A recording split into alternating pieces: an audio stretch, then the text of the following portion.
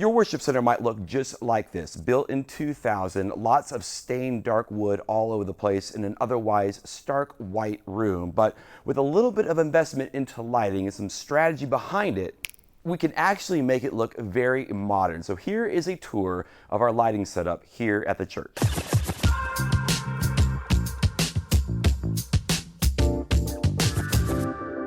Hi, I'm Dave Dolphin at PracticalWorshipBlog.com, sharing ideas, tips, and practical advice for the everyday worship leader. On this channel, we create videos that help you lead a worship band and be a leader of people. So if you haven't already, consider subscribing so you don't miss the next one. So we're a Southern Baptist church in the Oklahoma City area, and this worship space was designed and built in 2000. Everything about this space says turn of the century Baptist church. There's lots of dark stained wood, white walls, a stage designed more for a small orchestra and a choir than a modern worship band, and yes, even red carpet on the stage. And I'm not knocking it. This space has served our church well. We're a church that is debt-free, and so many things about this space work well for us even today, 20 years later. But it was about 5 or 6 years ago that our church transitioned to a more modern style of worship, and there are a few things that we do to make this traditional space fit the modern musical style visually, and they almost all have to do with lighting. My first and biggest suggestion has to do with turning lights off, or at least some of them. So many times I see stages where they are flooding every bit of it with a light, and I think the thought process is that we want to be able to see everyone and everything, and so every bit of the stage has light hitting it. Instead, to make things more modern, you want to create contrast. In order for something to be light, something else has to be dark. It's like the dynamics of a song. In order for there to be that big, impactful moment at the end where it's big and loud, there has to be that beginning moment where it is quiet and intimate. And the bigger the difference between these two contrast points, the more impact it's going to have. So we start by turning off our house lights. Now, I wish we could just dim the house lights, and they are on DMX, but they're not dimmable fixtures. So since our only two options are fully on and fully off, we choose fully off. For our worship leaders, we typically have 3 singers right here on this front row, and for each position we do traditional 3-point lighting, which is where you start with 2 fixtures that are in the front about 45 degrees up, 45 degrees out, and what that does is it creates this even coverage across the individual, so that if someone's looking at them from the left side of the room or the right side of the room or straight on, they're going to look the same. The third light actually comes from the back, and what it does is it separates the individual from the background, especially on video. Sometimes this is called a hair light because it lights up the hair and the tops of the shoulders. Now, we cheat a little bit on our hair light because there's not a great place to hang a light directly behind us.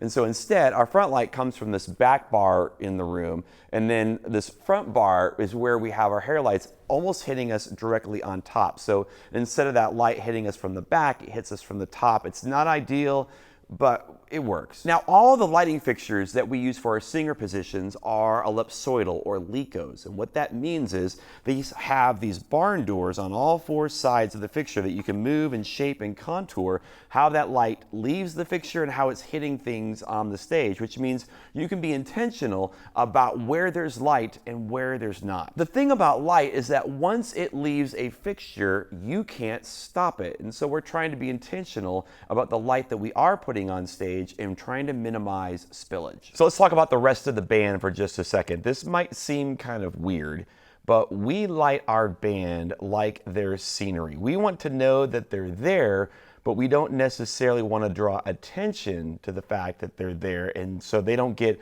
the normal 3-point lighting that we do for the singers. Again, it's about contrast. Every person in the band is a vital piece to the entire puzzle, but if everything visually is front and center, then nothing is front and center. Many times, you don't have to light them from the front. You can light them from the side. When you experiment with angles, you can get some interesting highlights and shadows on the player. choir. With our current stage design, our 2 guitar positions are up front with the rest of the singers, and they do have the same 3-point lighting setup as the main worship leaders, but we lower their front lights considerably and we lean more on their hair light, which comes in at this really interesting angle almost directly above the player. Another option is to use local light to light your band. This is when you put a small light really close to the individual so it lights them up nicely, but it minimizes the spillage that you would get if you tried to use a fixture that's high up on a lighting bar. Church on the Move in Tulsa, Oklahoma does this a lot with what they call a Dewey light, which gets its name because